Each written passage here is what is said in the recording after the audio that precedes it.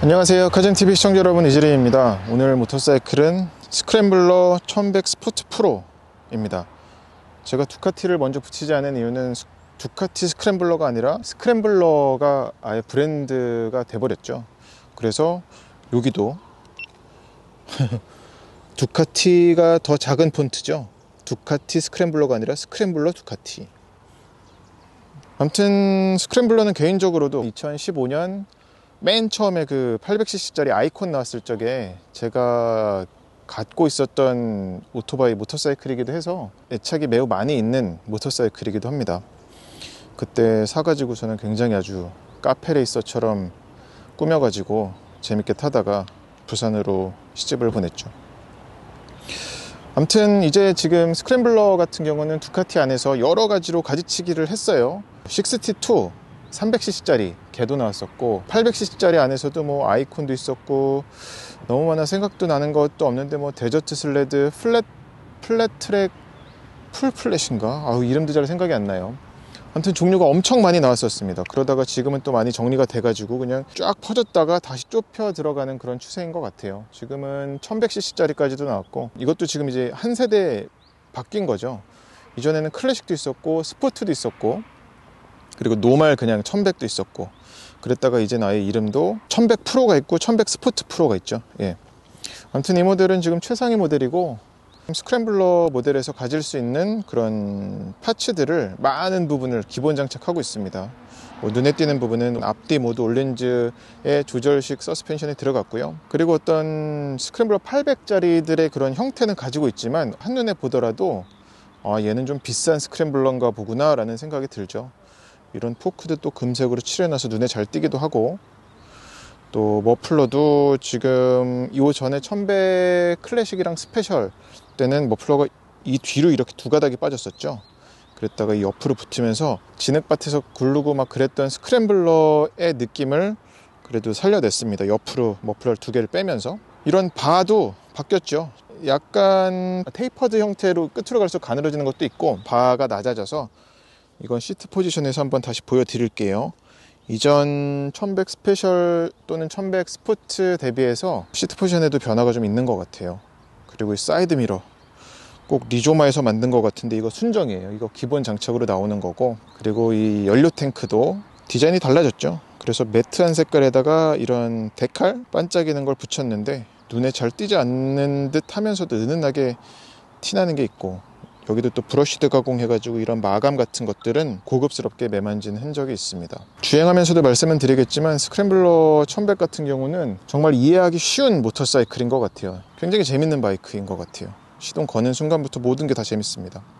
그냥 하는 말이 아니라 웬만해서는 한번 탔던 바이크는 다시 사고 싶은 생각이 안 드는데, 얘는 다시 가져올까 살까라는 생각이 들 정도로 재밌는 것 같아요. 군데군데 좀 살펴보자면 뭐 이런 헤드램프 동그란 형태는 유지를 했습니다. 그리고 이 안에다가 이 X자 이것도 안으로 넣어버렸죠. 전에는 이 바깥에 빠져 있지 않았었나, 그런 게 있었고, 그리고 앞에서 볼 때도 이 플랫바가 살짝 이렇게 라운드져 있잖아요. 그래서 조금 공격적인 자세가, 수그려지는 자세가 나옵니다. 물론 몬스터같이 수그려지는 건 아니에요. 그러니까 네이키드 모터사이클이 두카티에는 이제 스트리트 파이터가 있고 몬스터가 있고 스크램블러가 있고, 근데 그 중에선 가장 좀 얌전한 형태를 가지고 있지만 어떻게 보면은 진짜 네이키드 형태라고도 할 수가 있거든요. 이미 몬스터나 스트리트 파이터가 너무 좀 공격적이고 적극적으로 가버리는 바람에, 그러다 보니까 오늘 타면서 너무 편했어요. 출력적인 것도 그렇고, 출력적인 부분은 이 엔진에 대한 얘기로 또 많이 말씀드릴 게 있는데, 이 데스모드로믹 이 엔진은 2000년대 후반, 그러니까 몬스터 1100 에보 엔진의 그 공랭 엔진을 가져와서 어떻게 보면 13년 된 사골 엔진이에요. 그래서 울고 먹을 대로 울고 먹었는데, 그렇다고 얘네들 또 사골 엔진 갖다 또 쓰네 라고 얘기할 수도 있지만, 근데 이 몬스터 1100 에보 엔진을 좋아하는 분들이 여전히 전 많다는 걸 알고 있어요. 저도 마찬가지고, 이 공랭 1100 엔진은 비록 출력이 얘가 지금 85마력, 86마력 그 정도밖에 안 되는데, 그런 큰 배기량에서 내뿜는 안정적인 출력, 낮은 출력은 여유로운 그런 엔진 회전 질감, 게다가 이 공랭 엔진은 뭐 BMW 박스 엔진도 마찬가지지만 이런 날씨 영향을 받잖아요. 오늘 지금 날씨가 너무 좋아가지고 지금 한 대략 14, 5도 정도에다가 공랭 엔진을 맛보기에는 최적의 날씨인데 아주 미친 그런 라이딩 필링을 보여줬습니다. 라이딩 질감을 보여줬어요. 이것도 이런 L-트윈 엔진 요것도 800cc 때는 이런 마감이 아니었었죠. 여기서도 차이점을 두고 이런 케이스 자체도 확실히 이런 절삭 가공 같은 걸 해가지고 고급스럽게 만든 흔적이 납니다. 아무튼 이 1100 스크램블러 1100에서는 요 데스모드로믹 L-트윈 엔진은 최고예요. 유로5를 맞춘 거긴 한데 이 엔진은 뭐 공룡 같은 존재죠. 그러니까 바로 얼마 전에 아우디 R8 V10 보여드렸었던 것처럼 머지않아 사라질 엔진이라서 더욱더 좀 의미가 있는 것 같습니다. 개인적으로 풋패그는 보자면은 이거 원래 멀티스트라다에 달려있던 건데 제가 전에 스크램블러에다가 이거 달았었던 거거든요. 새롭네요. 제가 그때 그렇게 막 어렵게 돈 주고 샀던 것들이 이렇게 다 달려 나온다니까 기분이 묘합니다. 이게 이렇게 빠져요. 얘를 빼면 이제 오프로드 들어가면 지금 이런 아스팔트 공구리 바닥이야 괜찮지만 진흙 들어가면은 미끄러지죠. 이 고무 끼고 있으면. 그래서 이걸 떼버리는데 그럴 때 쓰는 용도입니다.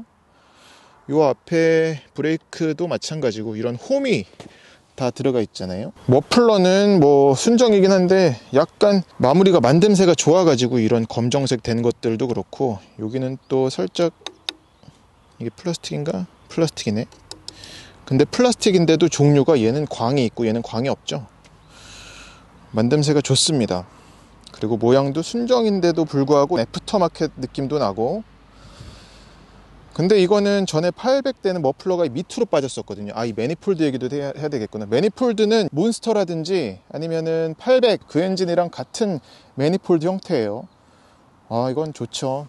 이번에 나온 몬스터의 매니폴드가 아주 그냥 너무 얌전하게 빠져가지고 얘는 그래도 이렇게 뱀이 또아리를 튼 것 같은 멋진 남자 팔뚝의 힘줄 같은 그런 매니폴드를 갖고 있습니다.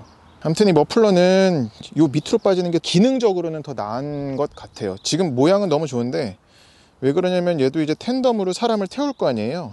태우면 여기 텐덤자의 그립이 있긴 있는데 100% 완벽한 데이터는 아닙니다만 이 열기가 올라오지 않을까? 물론 글러브를 끼고 잡는다고 하지만 게다가 또 이 잡는 홈이 그렇게 잘 파여 있지는 않아요. 여기가. 그리고 또 윙커도 괜찮게 만들었겠지. 하긴 뭐 바람이 나오는 게 괜찮습니다. 타이어는 바뀌진 않았는데 그 피렐리 MT60RS 이 타이어 되게 좋아요. 모양새는 꼭 오프로드 들어가게끔 만든 그런 깍두기, 반깍두기 같은 타이어인데 사실 오프로드 염두한 타이어는 거의 아니고요. 이런 트레드 파여 있다고 해도 이 홈 자체가 무슨 돌 뱉어내고 막 이런 느낌이 아니거든요. 거의 뭐 한 온로드 80%에 맞춰진 그런 타이어인데 그립도 좋고 마일리지도 꽤 마일리지는 그렇게 좋진 않았구나. 제가 한 5,000km 타고 갈았었나? 아니 5,000도 안 타고 갈았었어요. 한 3,000km 타고 갈았었던 기억이 나는데 이 타이어는 굉장히 추천하는 순정 5위 타이어입니다. 그리고 브레이크는 브렘보의 M4 캘리퍼가 들어갔고 레디얼 타입의 듀얼 디스크, 그리고 디스크는 12인치 돼 보이네요. 앞에 펜더에도 써있지만 이게 두카티 세이프티 팩이 들어갔다고 하는데 여기에는 라이딩 보조 장치가 트랙션 컨트롤하고 코너링 ABS 그리고 앞뒤 ABS가 들어갔습니다. 라이딩 모드는 안전장치라고 볼 수는 없겠고 옆에서 보면은 제 키는 178cm인데 딱 콤팩트한데 그렇다고 작아 보이지도 않는 덩치란 걸 알 수가 있죠. 덩치가 큰 라이더가 앉더라도 작아 보이진 않아요. 이 시트도 가죽의 질감은 되게 좋거든요. 그렇다고 뭐 자동차에 쓰는 나파 가죽 막 이런 수준까지는 아니지만 어쨌거나 뭐 오토바이 시트가 그렇게 고급 가죽을 쓸 이유가 없잖아요. 비 맞고 악천후 속에서도 견뎌야 되는 게 첫 번째니까 안락함과 그런 내구성이 더 중요하잖아요. 근데 만져보면 상당히 고급이라는 걸 알 수가 있고요. 이런 스티치 들어간 것도 물론 뭐 미싱 돌려서 만들긴 했겠으나 공장 벨트에서 그래도 허툴게 만들지 않았습니다. 냄새는 남자 스킨 냄새가 나는데 설마 스킨을 뿌리는 건 아니겠지. 근데 가죽은 좀 미끄럽습니다. 제법. 그래서 사람에 따라서는 이거 말고 전에 800 중에 카페레이서가 그랬었나? 맞아, 카페레이서도 있었죠. 여기가 그 세무 알칸타라를 썼었던 기억이 나는데 그거를 선호하는 라이더라면은 바꿀 수도 있을 것 같아요. 근데 이게 체중 이동에는 뭐 좋습니다. 좌우로 앉든 앞뒤로 옮겨 앉든, 그리고 또 텐덤자가 앉을 때도 일단 면적이 넓잖아요. 좋고, 그리고 여기도 이것도 다 스티치네. 실밥으로 다 꿰맨 거예요. 연료 탱크는 15리터인데 800cc짜리보단 커졌고, 15리터면은 대략 얘가 연비가 뭐 한 15, 7 나오는 것 같거든요. 서울 기준으로 한다고 그러면은 대전 지나서 뭐 전주까지는 갈 수 있겠네요. 연료 탱크가 그리고 꽤 부피감이 있어가지고 다리 사이에 껴서 앉아보면 뭐 니그립이 적극적으로 되는 그런 포지션은 아닙니다만 그래도 내려다보는 맛은 있어요. 뒤에서 바라볼 때도 왜소해 보이고 그런 건 없죠. 게다가 저 머플러 두 개가 오른쪽에 뚫린 것도 그렇고. 백라이트를 볼까요? 자, 이건 이제 두카티에서 이거가 800cc 1100은 이렇게 LED가 들어갔고, 밑에 62만 이게 아닌, 태국 생산하는 개만 이게 아니라 그 벌브였었죠. 근데 얘는 똑같이 이건 달라진 게 없네. 방향지시등 윙카가 LED군요. 예, 이제 LED 넣어줘야죠. 브레이크 등을 한번 볼게요. 저도 궁금한데 어떻게 들어오나요? 너머 플레이트는 이 밑으로 붙었죠. 이건 뭐 800cc 때도 그랬고, 몬스터도 이젠 이렇게 안 나오니까 스크램블러만의 멋진 이 스윙암에 마운트된 이 너머 플레이트는 굉장히 멋지죠. 디아벨이 이렇게 나왔나? 디아벨이 이렇게 나왔구나. 시트 포지션을 보여드릴게요. 얘가 시트고가 810mm고 옆으로 세워보면 대부분의 라이더에게는 문제없을 자세가 나오고, 앉아보면 좀 전에 말씀드렸었던 것처럼 지금 뭐 그냥 오토바이 부츠 신었는데 양발이 편히 닿습니다. 신기하네. 이게 바로 얼마 전에 보여드렸었던 그 로드글라이드 리미티드보다도 어떻게 발이 더 잘 닿지. 자, 가랑이 앞에 보면은 연료 탱크가 15리터라고 말씀드렸죠. 근데 이 L2N 엔진이 이렇게 지금 들어가 있잖아요. 그래서 여기가 가늡니다. 이것 때문에 다리를 디뎌도 상당히 편한 게 있고, 잡아보면 제가 이렇게 완전히 앞으로 가지 않았음에도 불구하고 살짝 수그려지죠, 앞에로 상체가. 그래서 이 시야는 뭐 말할 것도 없이 좋고요. 도심에서도 제법 탔는데 라이딩 자세에서 오는 그런 불편함은 1도 없습니다. 되게 신기하네. 이전에 800 탈 때도 이렇게 불편함이 없었나. 이건 근데 아마 이 데스모드로믹 엔진, 이 엔진이 떨리는 거 있잖아요, 진동. 그게 줄어드는 것 같아요. 이전보다 확실히 진동이 줄었어요. 물론 근데 그 V-트윈 엔진들의 전형적인 특징인 저속, 한 시속 20km에서는 툴툴대면서 덕덕덕 하면서 가는 건 있어요. 그래가지고 그것 때문에 계속 서행하는 구간에서는 사람에 따라서는 아이고 불편하다 이렇게 느낄 수 있는데, 뭐 2단 3단 넣고 갈 때 되면 이 엔진이 이렇게 매끄러웠었나 라는 생각이 들 만큼 매끄럽습니다. 오늘 날씨 영향인가 뭐 그런 게 있고, 이 사이드 미러, 바인드 미러가 달렸잖아요. 얘가 지금 보통 800은 이런 그 뿔같이 그냥 일반적인 사이드 미러였었는데, 바인드 미러의 공통적인 특징은 시야가, 멋은 있지만 시야가 없잖아요. 그래서 숄더 체크를 하거나 꼭 해야 되는 경우가 생기는데, 얘는 이 시야가 엄청 좋아요. 이게 지금 근데 여기에 붙은 것도 그렇지만 이 바의 형태의 높이와 맞물려 가지고 최적화된 건지 아주 마음에 드는 사이드 미러입니다. 멋뿐만 아니라 기능적으로도 훌륭해요. 그리고 버튼 조작하는 건 뭐 말할 것도 없이 편하고요. 계기판을 보자면 속도창, 단수, 오토 하이빔, 이거 오토 하이빔은 아니고 오토 헤드램프죠. 시간, 라이딩 모드는 지금 액티브 전이 CT인데, 액티브는 풀파워, 엔진 풀파워, 그리고 트랙션 컨트롤도 2로 최소화되고, 전이는 파워는 풀파워지만 트랙션 컨트롤이 개입이 3으로 올라갑니다. 트랙션 컨트롤은 숫자가 올라갈수록 개입을 많이 하는 거죠. 그리고 CT에서는 풀파워가 아니에요. 얘가 엔진 풀파워는 86마력, 85마력인데 10마력 정도 낮춰버립니다.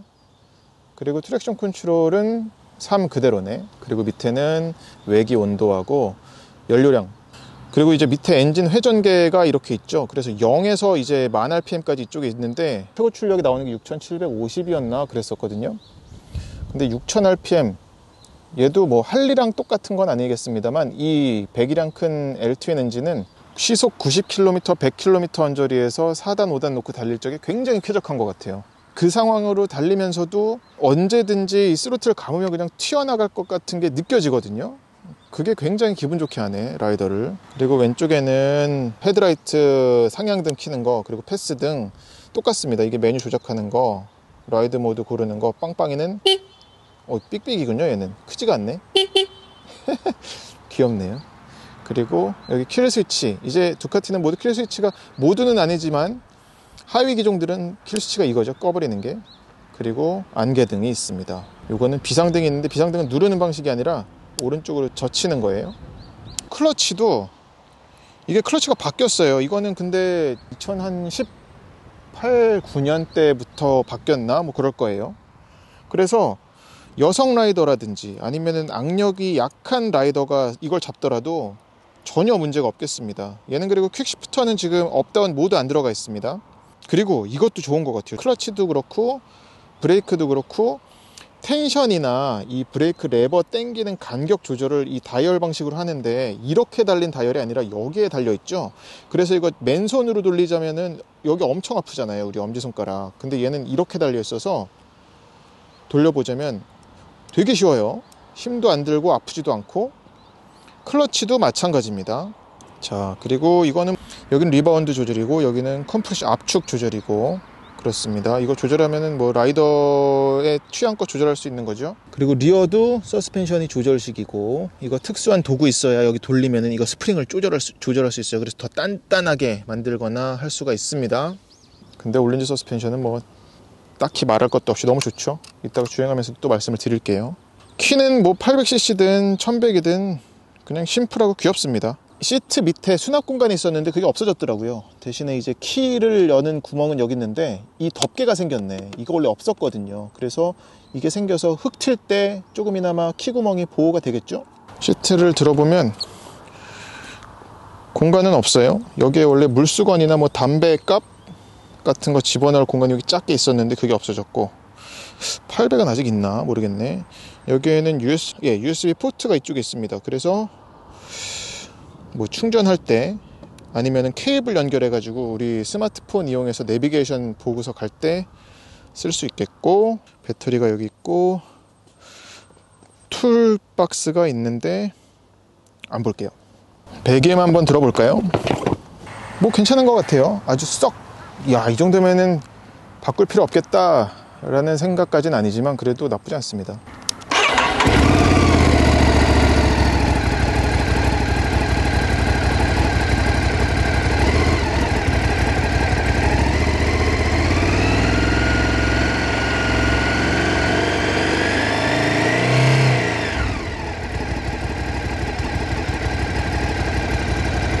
괜찮죠? 그리고 어쩌면 이건 제가 세계 최초로 발견한 걸지도 모르는데 두카티 다른 모터사이클과는 다르게 스크램블러는 나는 냄새가 좀 달라요. 그러니까 우리 정차할 때나 세웠을 때 나는 그 연료 타는 냄새 있죠? 그 냄새가 스크램블러는 뭔가 좀 뭐라고 설명해야 될까? 변태 같긴 한데 좀 달콤하다고 해야 되나? 그런 냄새가 있습니다. 만약에 저런 두카티 이 오토바이들 모일 때 있으면 한번 맡아보세요. 나만 그렇게 느끼는 건지 모르겠네. 네, 이제 스크램블러 1100 스포츠 프로 주행을 해보겠습니다. 말씀드렸던 것처럼 이 스크램블러 1100 같은 경우는 이전에 있었던 모델인데 뭐 엄밀히 말하면 2세대라고 볼 수는 없겠고, 디자인 리버리 바뀌고, 그리고 이제 기존에는 스페셜, 그리고 스포츠, 또 노멀 세 가지가 있었던 거를 두 가지로 줄였죠. 그래서 기존에 있었던 스포츠 모델에다가 프로라는 이름을 붙이면서 단지 어떤 올린지 서스펜션만 집어넣은 게 아니라 어떤 시트 포지션, 이런 낮아진 바 형태 플랫 바도 집어넣었고 바인드 미러도 집어넣어가지고 그런 스타일링에서도 많은 변화를 주었습니다. 제가 인스타그램에도 썼지만 최근에 탔었던 모터사이클 중에 오늘 만난 이 스크램블러 1100 스포츠 프로 같은 경우는 가장 이해하기 쉬운, 그리고 또 가장 경쾌해가지고 시동 거는 순간부터 내내 재밌는 모터사이클이었던 것 같아요. 그래서 전해주는 어떤 주행 질감이라든지, 그리고 바이크가 보여주는 움직임, 이런 게 초보자가 타더라도 전혀 그렇게 두렵거나 그런 어떤 좀 쫄리는 순간 없이 아주 여유롭게 편하게 탈 수 있는 그런 전반적인 특성을 갖고 있습니다. 그리고 단지 어떤 초보자뿐만이 아니라 뭐 경력이 있는 그런 좀 능숙한 라이더가 타더라도 다른 모터사이클이 전해주는 그런 질감과는 좀 많이 달라서, 그러니까 타는 순간만큼은 완전히 청춘으로, 어렸을 때, 청춘도 아니고 그냥 어렸던 내 모습으로 돌아가게 해주는 그런 좀 발랄함? 그런 게 있어가지고 꽤 매력적이지 않을까 싶습니다. 그리고 덩치는 뭐 콤팩트하다고 말씀드렸는데, 타는 순간, 타는 동안에는 그런 콤팩트한 게 더 잘 드러나는데, 어떤 직진 주행보다는 이런 꼬부랑길에서 살짝 돌아 나갈 적에, 그리고 연거푸 이어지는 꼬부랑길에서도 차가 보여주는 그런 특성이 굉장히 가벼워요. 그래서 좌우로 툭툭 떨어뜨릴 적의 느낌이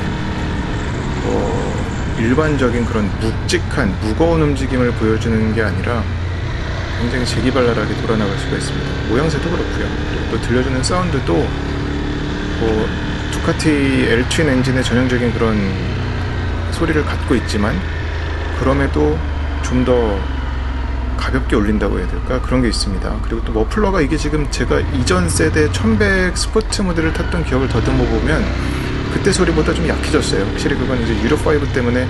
근데 유로5가 소음 규제는 이전과 비슷할 건데 배기가스 규제를 좀 낮춘 거잖아요. 근데 그거와 연관이 있는지는 저도 정확히 모르겠으나, 적어도 이 라이더 입장에서 달리면서 들리는 소리는 작아졌다는 거. 그래서 뭐 그런 환경검사에 대한 부담이나 그런 거를 생각하는 분이라면은 굳이 머플러 바꾸지 않아도 되지만, 얼마든지 바꾸면 좀 더 색다른 다른 소리를 낼 수도 있고. 그리고 이 멈췄을 적에, 멈출 때 이 브레이크 성능은, 얘가 지금 브렘보 M4 캘리퍼가 들어갔다고 말씀드렸죠. 그래서 뭐 요즘 두카티 모터사이클은 이 스크램블러를 비롯해 가지고 뭐 슈퍼스포츠 모터사이클이든 가릴 것 없이 그냥 나무랄 데가 없는데, 오늘 이 M4 캘리퍼도 마찬가지로 전혀 부족함 느끼지 못했습니다. 그리고 이런 속도 방지턱 넘어갈 적의 느낌은 뭐 말도 안 된다기보다는 뭐 우리가 올린즈라는 그런 브랜드에서 기대할 수 있는 그런 느낌이어가지고, 진짜 웬만해서는路面에서 떨어질 일이 없네요. 게다가 아까 말씀드렸던 것처럼 이 피렐리 MT60 RS 타이어는 모양새는 오프로드 갈 수 있게끔 그렇게 막 진흙밭 파내면서, 삽으로 파내면서 달릴 것처럼 생겼지만, 오프로드는 거의 염두하지 않은, 물론 들어갈 수는 있겠으나 한 20% 미만으로 오프로드 성능은 염두를 해둔 것 같아요. 그래서 온로드 탈 때 의외로 접지가 잘 나옵니다. 그리고 마일리지는 아주 그냥 뭐 고무신처럼, 그런 찔긴 고무는 아니어서 그래도 제법 닳긴 하는데, 그래도 꽤 만족도가 높았던 타이어로 저는 기억이 나요. 이런 꼬부랑길 돌아나갈 적의 느낌이 너무 좋아요. 그래서 바닥에 한없이 가까워지면서 돌아나가는 그런 느낌은 아닌데, 엉덩이를 얘는 그리고 빼고, 그러니까 린 인으로 돌아나가는 것보다는 린 아웃으로 아예 그냥 반대로 오토바이를 팽개치듯이 그냥 하면서 돌아나갈 적에 훨씬 잘 높거든요. 그렇게 돌아나갈 적의 느낌은 영락없이 뭐랄까, 도심에서 좁은 골목길 아니면은 좁은 차 사이 길, 이런 데를 마음껏 자유롭게 달려나가는 그런 느낌입니다. 지금 보세요. 이런 농코너에서도 위화감이 전혀 없어요. 그리고 라인 수정하기도 쉽고, 무엇보다 라인 수정하기가 되게 쉽습니다. 바로 전에 보여드렸었던 로드글라이드 리미티드는 처음에 한번 라인 잘못 잡고 들어가면은 수정하기도 어렵고, 게다가 탈출할 적에 스로틀 열면은 뭔가 그 무지막지한 토크가 갑자기 튀어나오는 건 아닌데, 아무튼 그 무거운 무게와 토크가 맞물려가지고서는 바깥으로 좀 벗어나는 언더스티어 같은 모습을 보인다고 그랬죠. 근데 이 스크램블러는 그거랑은 완전히 반대입니다. 들어갈 때부터도 민첩하게 들어가고, 들어갈 때부터도 내가 바라보는 방향으로 정확히 꽂히면서 들어가고, 그리고 또 코너의 한 중간에 있을 때도 내가 방향 수정을 하고 싶을 때는 얼마든지 가능한 그런 게 있고요. 게다가 이 풋패그가 아까 말씀드렸던 것처럼 멀티스트라다에 들어가는 그 풋패그인데, 스탠딩 자세도 염두를 해둔 풋패그이긴 합니다.